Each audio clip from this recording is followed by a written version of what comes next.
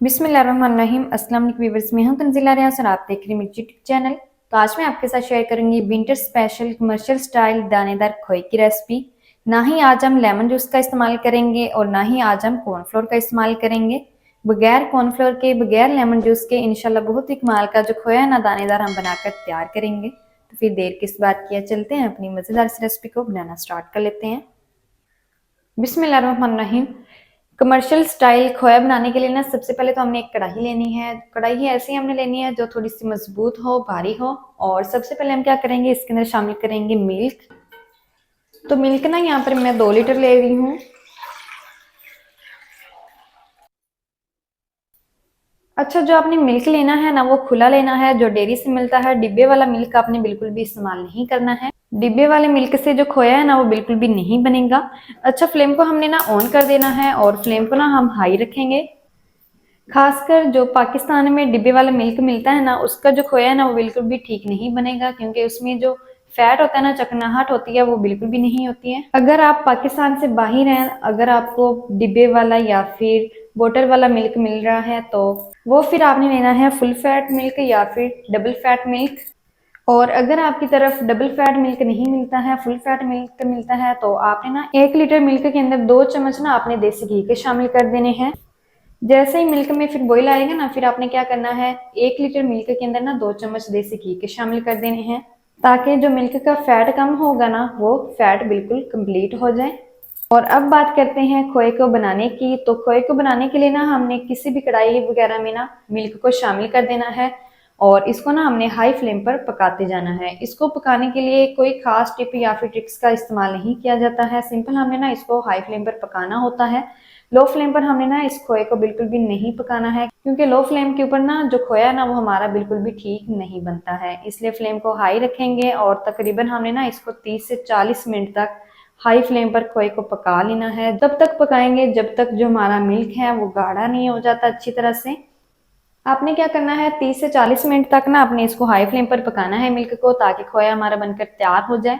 अच्छा, आपने ना मिल्क के अंदर थोड़ी थोड़ी देर बाद जब वो चम्मच चलाते जाना है। जरूरी नहीं कि आप इसके ऊपर ही खड़े होकर आप इसको अच्छी तरह से पकाएं।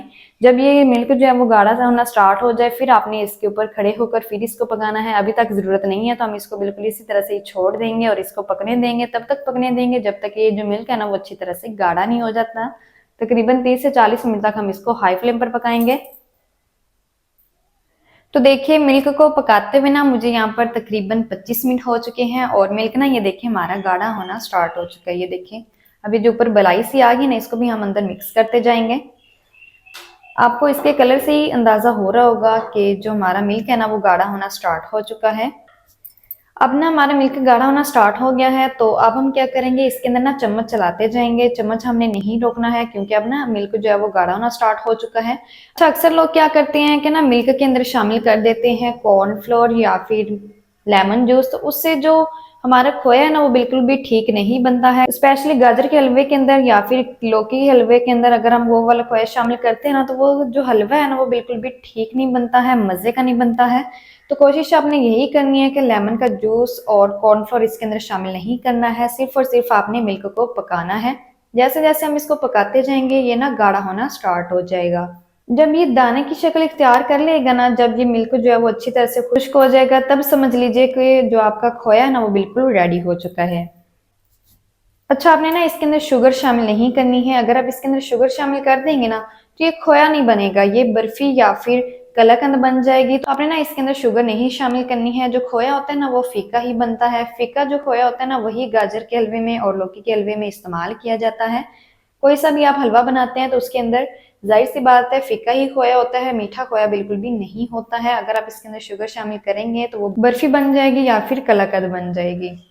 तो अब हमने करना क्या है, अब हमने ना इसको मजीद 10 मिनट तक और पकाना है हाई फ्लेम पर, और बीच बीच में ना हम इस तरह से स्पैचुला भी चलाते जाएंगे ताकि जो मिल्क है ना वो नीचे ना लगे।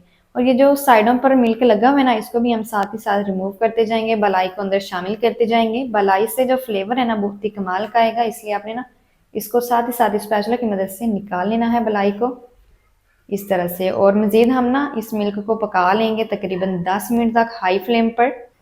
तो हाई फ्लेम पर मैं इसको मजीद 10 मिनट तक और पका लूँ, फिर मैं आपको दिखाती हूँ।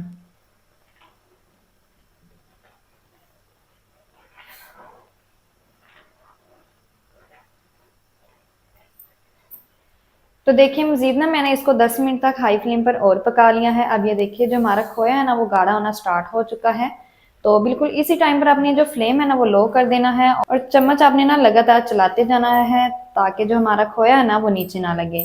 तो आपको अंदाजा हो रहा होगा इसके बबल से ही कि मिल्क हमारा कितना गाढ़ा हो चुका है। तो इसको ना हम मजीद तकरीबन 3 से 4 मिनट तक जस्ट और पकाएंगे, फिर हम इसको डिश आउट करेंगे।